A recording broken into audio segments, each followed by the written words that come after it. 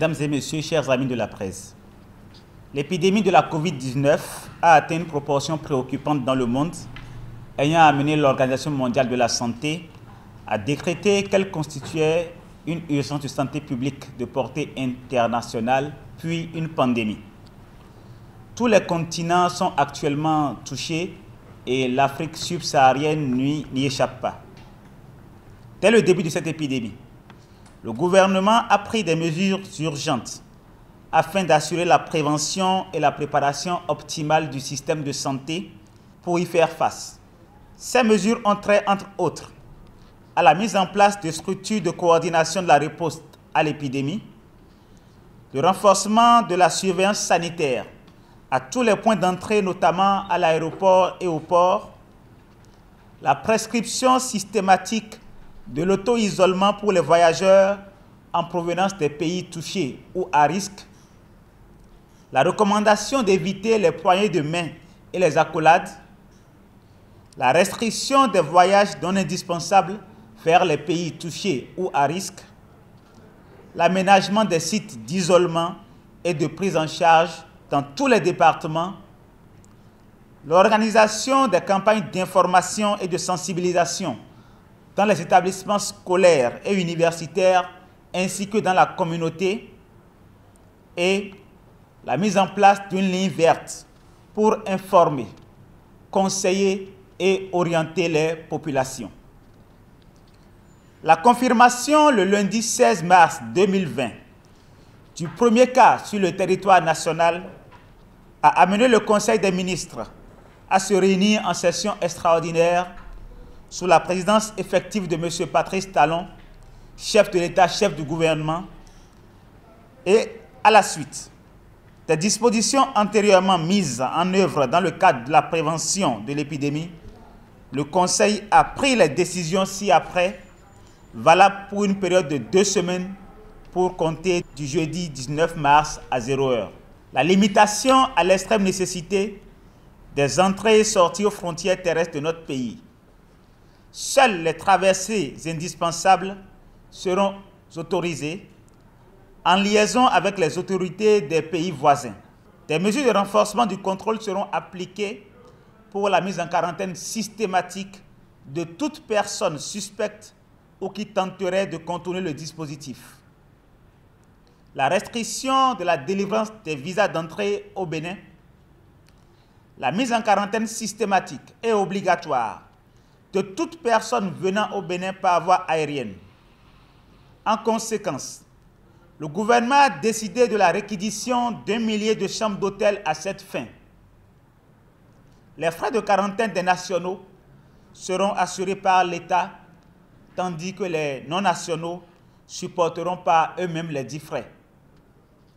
Les sites hôteliers concernés ont déjà été identifiés et leur surveillance sera assurée par les forces de défense et de sécurité afin de s'assurer du respect strict de la mesure de quarantaine, la suspension de toutes les missions à l'extérieur du pays pour les membres du gouvernement et pour les cadres de l'administration publique, sauf en cas d'urgence absolue. Les structures et les personnes du secteur privé sont invitées à observer la même prudence. La suspension de toutes les manifestations et tous autres événements non essentiels à caractère sportif, culturel, religieux, politique et festif. La suspension des préparatifs du pèlerinage à la Mecque en cohérence avec les dispositions prises par les autorités saoudiennes. L'obligation pour les transporteurs en commun de doter leurs employés ainsi que les passagers en masques ou bavettes appropriées et de respecter les distances de sécurité sanitaire entre occupants. La recommandation aux personnes éplorées de limiter au strict minimum les obsèques de leurs défunts et de différer les manifestations subséquentes.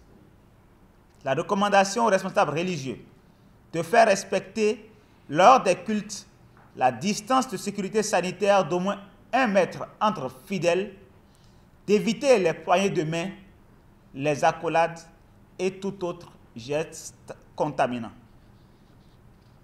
L'obligation pour les banques, supermarchés, bars, restaurants, entreprises et autres établissements recevant du public de prévoir des mesures de protection et d'hygiène et de faire observer par les clients et usagers la distance de sécurité sanitaire entre eux. Et enfin, la mise à disposition par l'État au profit des pharmacies, supermarchés et autres structures de stock de masques de protection dont les prix seront encadrés pour rester accessibles à l'ensemble de nos concitoyens. Par ailleurs, le Conseil a rappelé que ces mesures ainsi que les consignes préventives individuelles et collectives diffusées par les autorités sanitaires pour limiter la propagation de la COVID-19 sont d'intérêt public et s'imposent à tous. Elles feront l'objet d'une surveillance stricte visant à garantir leur respect effectif. À cet effet, un comité gouvernemental de suivi fera une évaluation quotidienne de l'évolution de la situation en vue de la prise en temps indiqué des décisions idoines. Mon département ministériel a été instruit à l'effet de procéder au recensement du personnel médical d'appoint, médecins et paramédicaux retraités, réanimateurs et autres volontaires, en vue de permettre à notre système sanitaire de faire face à toutes les éventualités. Je voudrais vous rassurer que le gouvernement a commencé par acquérir déjà les équipements et consommables nécessaires pour la prise en charge optimale des patients, en particulier des appareils de réanimation, et qu'il a déjà mobilisé, avec l'appui des partenaires techniques et financiers, une somme de 10 milliards de francs CFA destinée à la riposte.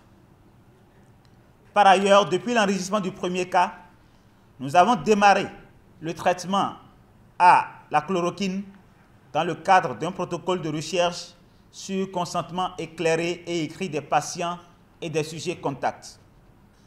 Afin de réduire les risques de contamination, le gouvernement recommande une fois encore à toutes et à tous l'application stricte des 7 mesures clés ci-après.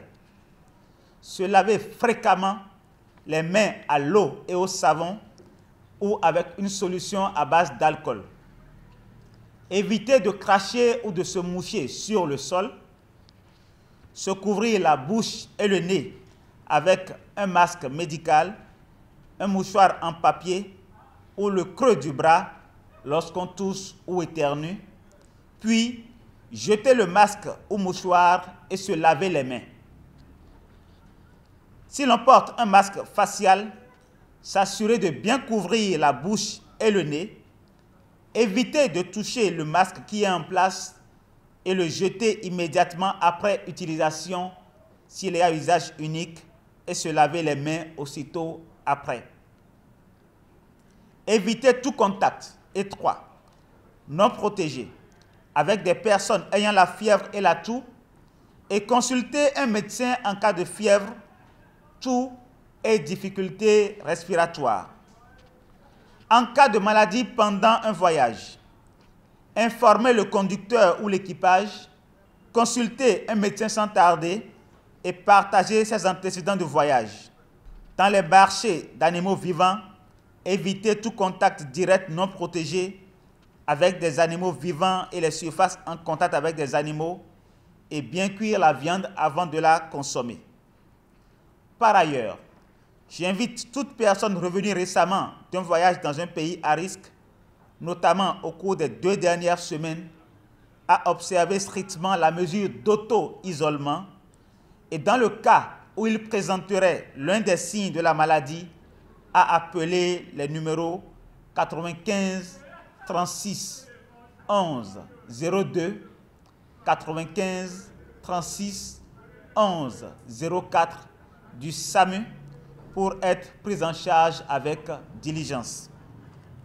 Mesdames et messieurs, l'épidémie de la COVID-19 est certes grave et suscite une vive attention, mais je voudrais vous rassurer que tout le gouvernement, avec à sa tête le président Patrice Talon, y fait face avec détermination et responsabilité.